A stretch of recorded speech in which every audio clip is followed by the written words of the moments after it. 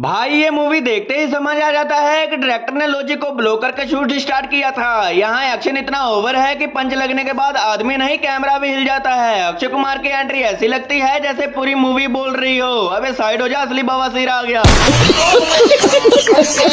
और विलन्स का कॉन्फिडेंस देखो, हर बार पिटने के बाद भी अगले सीन में वापस आ जाते हैं जैसे फ्री में राशन मिल रहा हो।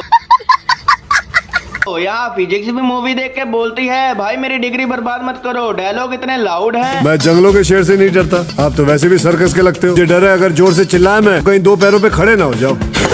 लो जी खड़े भी हो गए। और कॉमेडी, भाई सीरियस सीन में भी हंसी निकल जाती है क्योंकि एक्सप्रेशन देख के लगता है सबको सैलरी में एनर्जी ड्रिंक मिलती थी। अगर तुमने ये मूवी 2 बार देख ली है ना तो डॉक्टर भी बोलेगा इसको नॉर्मल एंटरटेनमेंट से कुछ फील नहीं होता। पर है